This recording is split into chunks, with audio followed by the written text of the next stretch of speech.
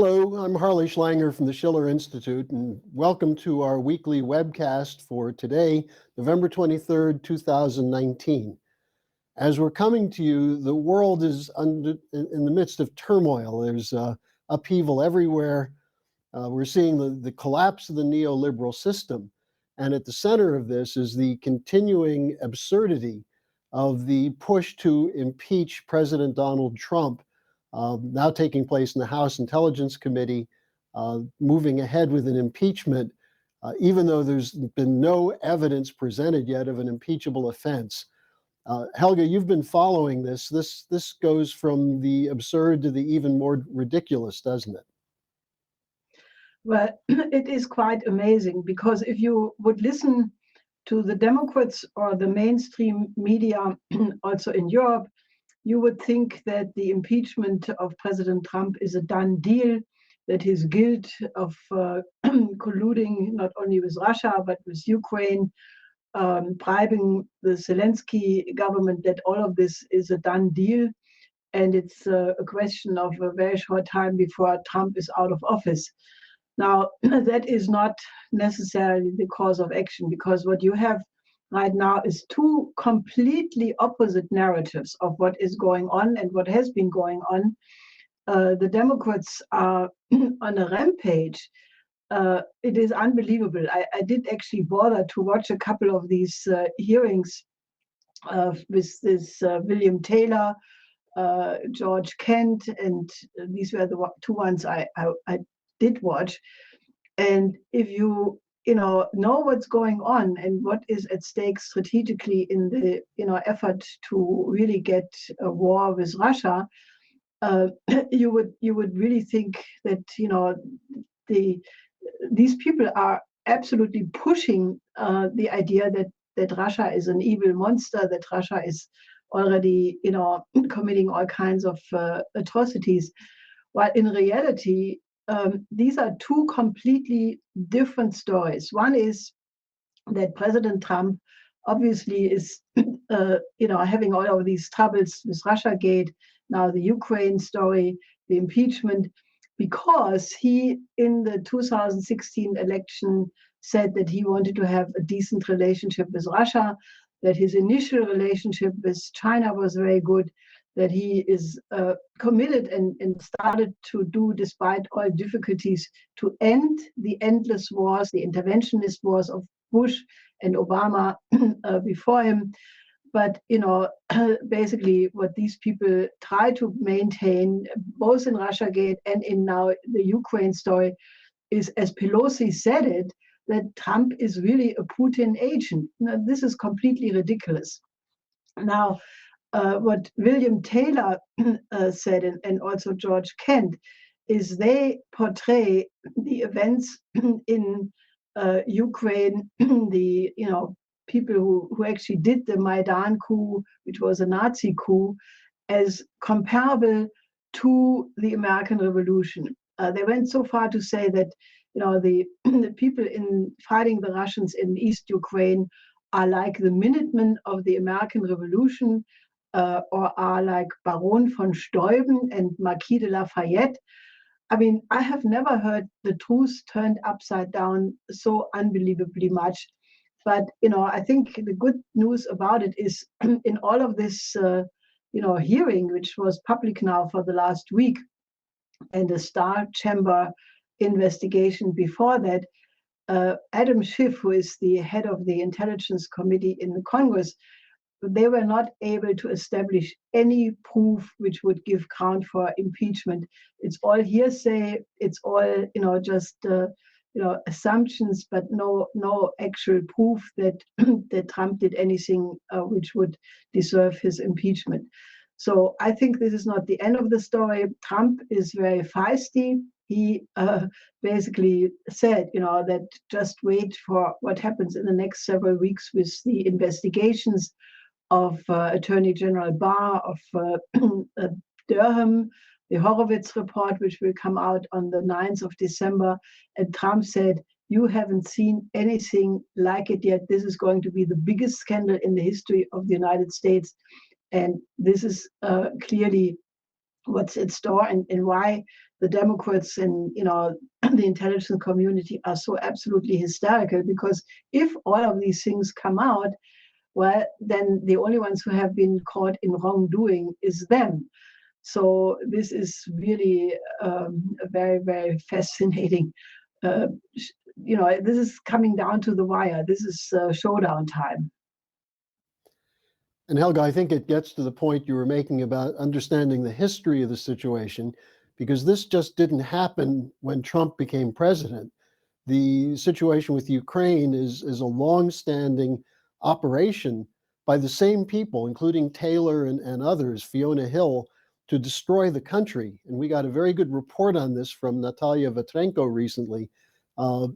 It's clear that if you look at Ukraine, it was destroyed after the fall of the Soviet Union, and then it was destroyed again with the Maidan coup, with these same people doing it. If you can go through a little bit of this history, I think it would give people a sense of why it's so incredible that they're trying to present the story that they're trying to protect Ukraine, help Ukraine, and preserve it as a buffer zone against an aggressive Russia, when in fact they've actually destroyed the country. Well, if you look at the resume of these people, Taylor, Kent, Fiona Hill, they were working all in different capacities around the State Department.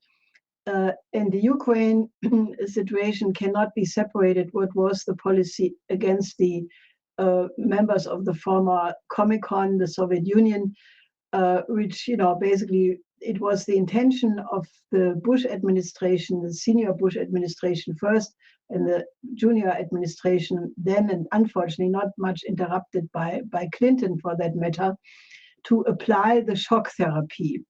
Now, the shock therapy for Ukraine meant that between 91, when Ukraine was, it's almost forgotten, but Ukraine was the 10th largest economy in the world. They had a full industrial chain. They had a very up-to-date airplane production. So the shock therapy meant that all of this was dismantled. The living standard of the population went down and down and down, so that in 2013, when the EU pushed the EU association agreement with Ukraine, which Yanukovych at that time could not sign because it would have, really destroyed Russia by opening the Russian market up to EU goods without any borders, without tariffs, without limitations. So he backed out of this end of November 2013, and that then gave the pretext for the Maidan demonstrations. And given the fact that the living standard of the population had been lowered so much, there was some social ferment. So it started first with some demonstrators, but within days, and we were reporting on it at the time, immediately Nazis from the Bandera tradition were brought in, and then you had also some terrorist elements who were flown in from Syria, from the Middle East, not the Syrians, but the so-called rebels against the Syrian government. And then you had the demonstrations becoming more violent. And then you had on the 22nd of February 2014, a coup. And the thing which is so incredibly, we documented it at the time, the Azov battalion, Parubi, the really hardcore people regarding themselves openly as Nazis, using swastikas, using, the symbols of Stefan Bandera, an operation which had been kept in the post-war period by the CIA, by the BND. They had headquarters in Munich. So this was well known to the West. So there is no way how any Western government can say that they did not know that it was Nazis who were brought into the Ukrainian government with Poroshenko. And, Victoria Nuland was on the record saying that the State Department had spent $5 billion supporting NGOs, building up to what happened in the Maidan. And they decided to bring in their guy Yats, as she said it in this infamous phone call with Jeffrey Pyatt, who was the US ambassador in Kiev at the time. So it was absolutely known what was happening.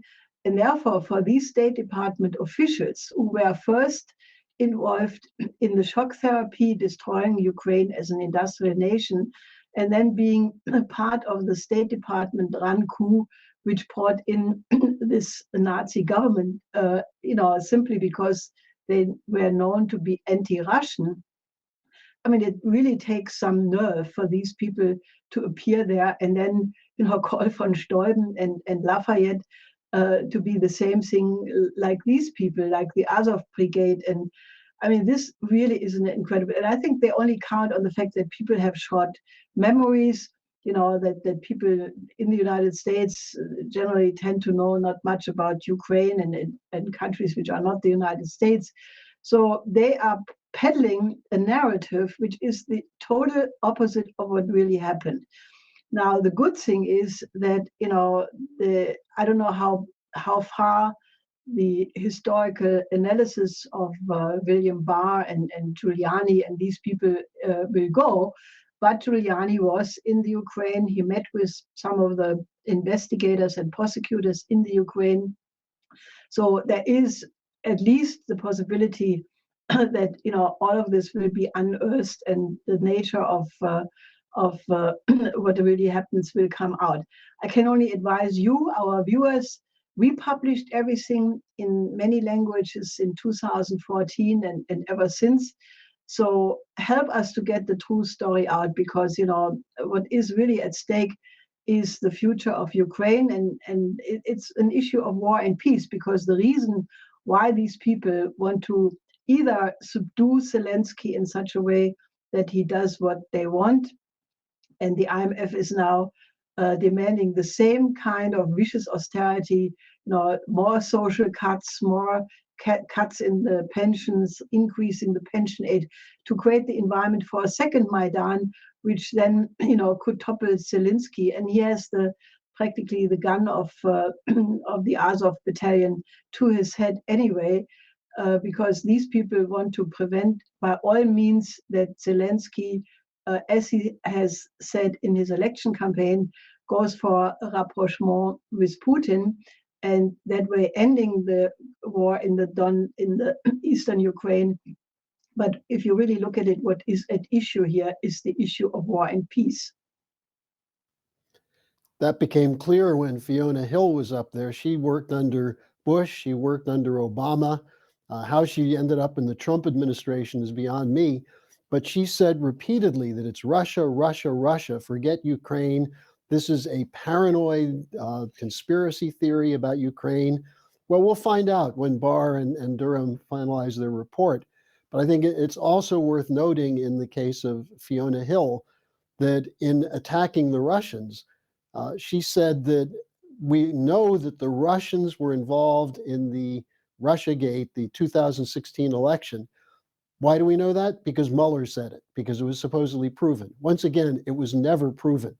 Now, Helga, one other thing I want to bring up, which is a sort of a segue into the next thing we want to discuss, is the role of the International Monetary Fund, which was working together with people like Taylor. William Taylor was coordinating some of the transition through shock therapy with the IMF. And now we're seeing everywhere around the world the IMF policy causing popular rebellion.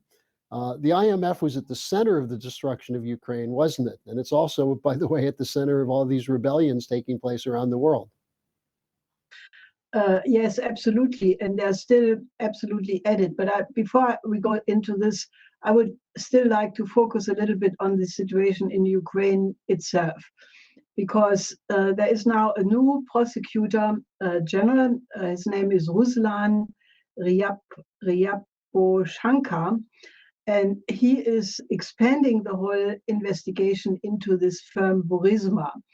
And the founder of Burisma is a person called Mykola Zlochevsky, and he is now being accused by one prosecutor with the name of Kulik that the money which was given to the son of Joe Biden, Hunter Biden, when he was on the board of this firm, Burisma, together with some other people, altogether $16.5 million. For what? Well, for his name being Biden. Such an amount of money people don't earn very quickly.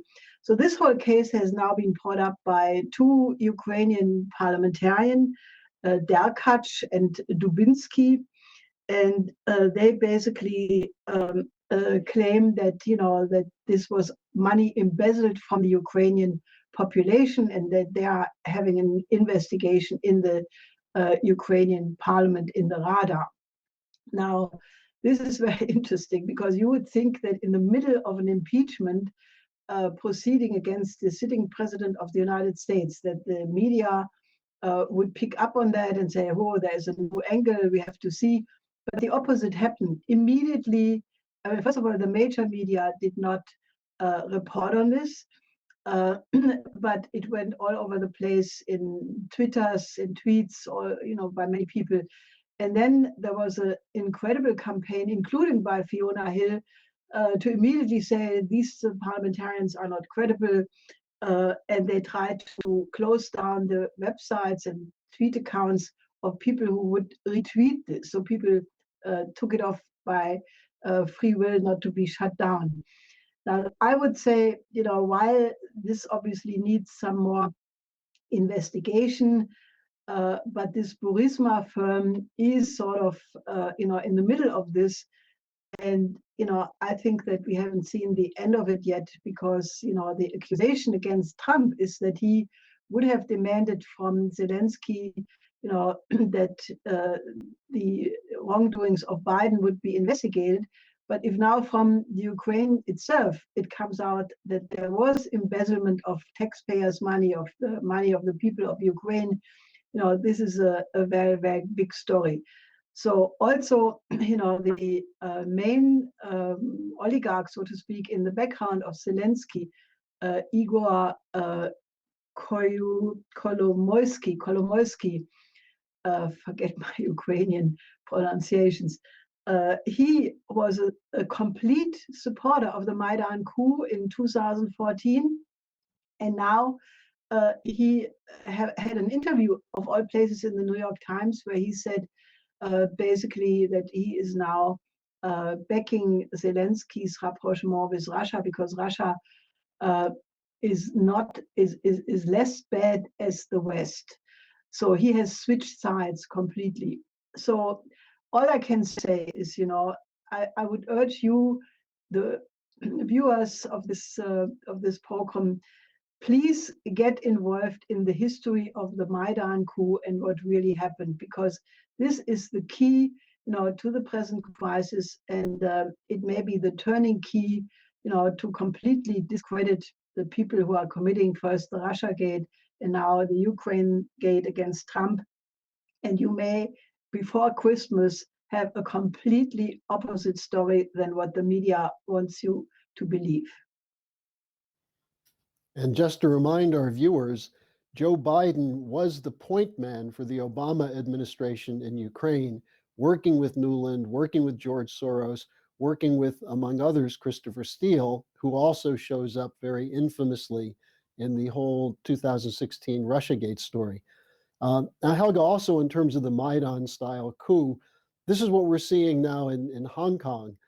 It's getting very serious there, very dangerous. What are the latest developments there? Yeah, I mean, the violence has gotten much worse in the last period. Sort of the demonstrations became smaller, but the hardcore terrorists became more determined.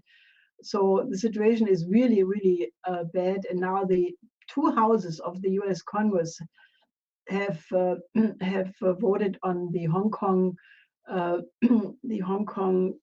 Wait a second, I have to look at it. I'm sorry, the Hong Kong Human Rights and Democracy Act, it's called. And what it does is basically it wants to deny Hong Kong the special status which would have, severe implications for the business activity. And now, since the vote was, I think, 340-1 in the Congress, Trump sort of is, basically under pressure to sign that. Now, Trump himself said that he was asked, are you on the side of democracy in Hong Kong? Then Trump said, well, I'm for democracy, but I'm also on the side of Xi Jinping, who is a great guy. And if I would not have talked to Xi Jinping, the 1 million soldiers, which are standing practically on the other side of the river around on the opposite side of Hong Kong, would have marched in already, and thousands of people may have died. So I told him that, what is at stake here is the trade deal, which we are supposed to conclude with China very soon. So Trump basically refused to, take the side of the provocations in Hong Kong. He probably will sign because, the opposition, is almost overwhelming. But he also said, he is still trying to maintain a positive relationship with Xi Jinping. Now, the Hong Kong situation is an existential threat for China.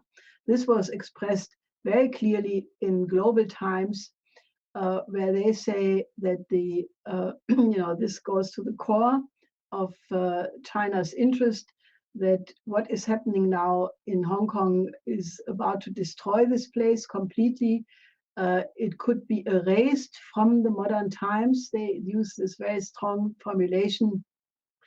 But they say, if this continues, the mainland has no other choice than to intervene. If the life of more people is being destroyed, there is no other choice, even if it destroys the relationship with the United States.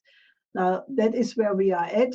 And, you can actually see that it is the same forces who made the Maidan in Kiev in 2014, who are now trying a Maidan in Hong Kong by basically forcing the mainland to intervene. They are the same forces who did the coup in Bolivia, and they are the same forces who are committing the coup against President Trump. And once you understand that, then everything falls into place, and you are not falling for the propaganda, against Russia, against China, against Trump. People should think, why is it that the same media are vilifying and demonizing all of these three different presidents, Putin, Xi Jinping, Trump, in the same way? Well, the key to it is that, you have a new paradigm emerging with China's Belt and Road Initiative, with the whole development around that in the last 6 years, and the fact that the Western system is in its final phase before the bigger crash in 2008 happens. And all of this is really a geopolitical game trying to prevent the new paradigm from coming into being. And I think the remarks by President Trump about why he's not so strongly pushing this Hong Kong bill and why he wants to work with Xi Jinping shows why it is they're trying to get rid of him. We have just produced a report called End the McCarthyite Witch Hunt Against China and President Trump, which is coming out from Executive Intelligence Review. And along with the reporting we're doing on LaRouchePAC.com on the Ukraine story and the impeachment, you can get this. And these are absolutely essential material to understand what's happening. Now, Helga, just very briefly, this chaos is spilling over all over the world, but we see it especially now in South America. What's going on there right now? Well, you have a mass strike ferment in the whole world, demonstrations in Pakistan, Iraq, Lebanon. On the 5th of December, you will have mass strikes from many trade unions and the Yellow Vests in France, which is carrying the Élysée totally because they fear that they may be ousted because of this mass ferment. I mean, these are reports I just got from France. And, Chile, then the situation in Bolivia, Colombia. So you really have a global pattern of mass strike. But let me just come back to this pamphlet you just mentioned. I think people should really get that. This is a very important pamphlet. I think one of the most important things in the pamphlet is a picture from 1971, which I took, and I'm very proud of it because I took this picture when I visited China in the summer of 71, outside of Shanghai, in the countryside. And it is a man pulling his usual kind of rickshaw with lots of stuff on it. Very poor, very undeveloped. And then besides that, you have a picture of the maglev, or some fast train. And the Chinese are now building a maglev train between Guangzhou and Shenzhen, which is 128 kilometers apart from each other. And this train will be less than 20 minutes.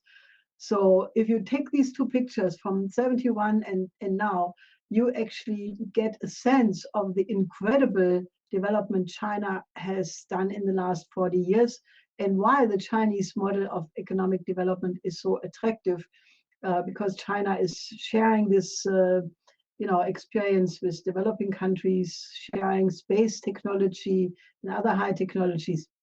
So I think that is something to absolutely get, and it also discusses why you have this demonization of China. So please get this pamphlet. We will put the link on the website, since it was not yet clear where it will be published exactly. You can also order it, and you should help us to distribute it internationally. So I just wanted to say that, because it's the IMF is spreading misery, and it is causing upheavals around the world.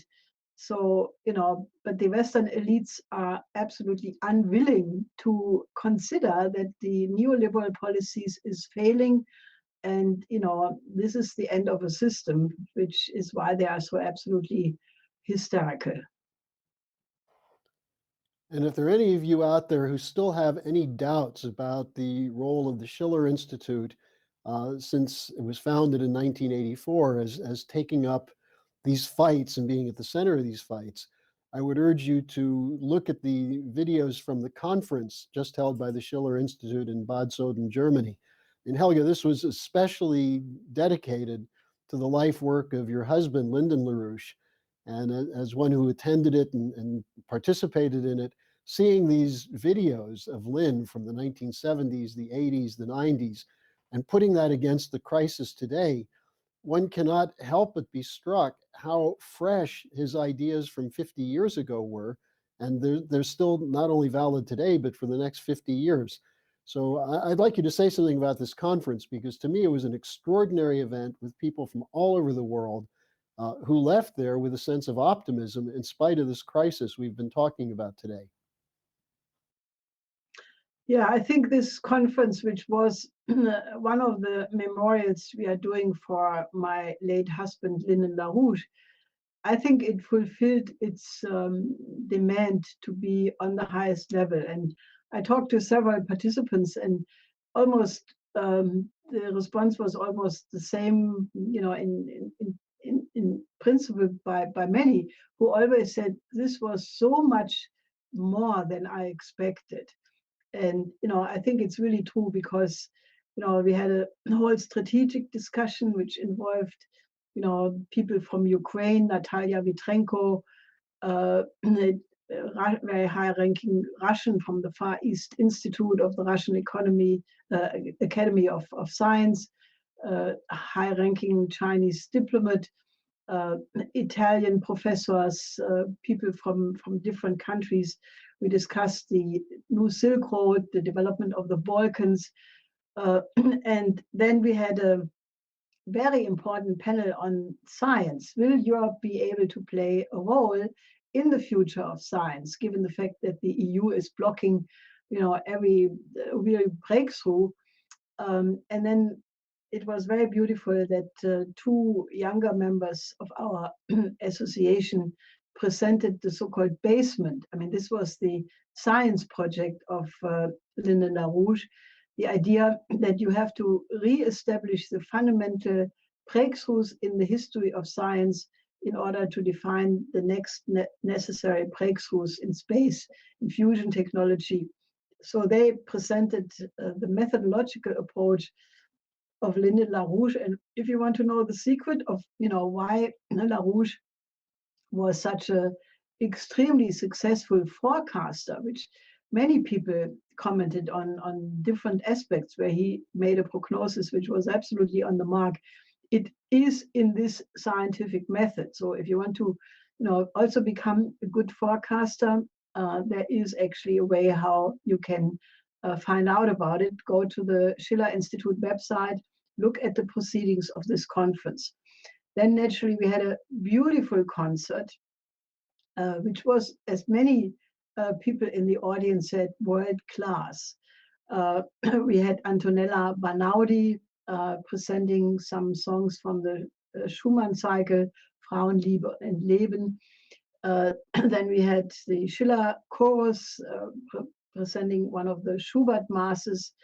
And then, as a clearly crowning event, we had two piano pieces from Carlo Levi-Minci, which was absolutely breathtaking. And people were really completely floored about the quality of the whole concert in the honor of Linda LaRouche. And then the next day, we had several absolutely delightful presentations of important people who knew Lynn. One of them being the leader of the Italian taxi trade union. Another one being Theo Mitchell, who is a former state senator from, I think, South Carolina, who absolutely was in the fight for the exoneration of my husband since he came out of jail in '94. And Theo Mitchell, is one of these outstanding Afro-American people who, are really the history of the United States. If it will ever be written in what really counts, he will be an outstanding person in this history. Then naturally, Josef Mikloško, who was the vice president of Czechoslovakia, who put in a lot of effort to free my husband when he was in jail. So he recounted how he met Lynn 17 times, and then many other people. So the picture was really, really very, very elevated. And also we had a short video of Jack Stockwell, who was a radio host, who reported not only that Lynn identified who was behind or where to look, who was behind September 11th when it happened. He was in a live radio program with Jack Stockwell, but he also said how Linda LaRouche changed his life, and that was a recurring theme. Many people reported what an incredible impact Linda LaRouche had on their lives. And then very beautifully, the conference ended with a panel on classical art. Diane Sayre, the head of our Manhattan Chorus project in New York, Antonella Banaudi spoke about what she learned from LaRouche on the science of music, and Elvira Green, who was singing in the Met for 30 years, spoke about the unique musical contribution of the United States with the classical spiritual. And then a very lively discussion occurred about why art has to be beautiful, and why this cultural renaissance is right now the most important element in the transformation we are shaping right now in terms of world history. So everybody came out of this conference completely strengthened, as you said, optimistic, because it reaffirmed the method with which to think. And so despite the fact that it was a memorial for my husband, naturally a sad event as such, but he was alive in spirit, and people got out of this conference completely strengthened. And it ended with a resolution, an appeal for the exoneration of my husband, So I really want you to join our movement and don't be passive. This is a moment to be active every day, because every day the history is changing and you have to be an active part to be, to be happy, because, if you're just watching things, then you get frightened and you think, oh, this thing is completely spinning out of control. But if you act together with other people in the effort to give history a positive direction, it makes everything so much easier. So join us, call us, get involved with us, and let's talk again very soon. And just to put a footnote on the final point you made, seeing these videos of Lynn made clear that the proper way to fight is through seeking happiness and through love of humanity, not anger, not bitterness. But that gives you the toughness. And I think that came through in the conference. And Helga, your role in it was extremely important. And again, go to the Schiller Institute website, and all 4 panels are now posted. So Helga, anything else you have to say? Well, I think that it's important to have a vision for the future and base yourself on the best traditions of what humanity has produced so far. And then, you are confident that we can indeed create a new era of civilization, and that is very much worth fighting for. Well, till next week, Helga, thank you very much, and we'll see you again. Next week.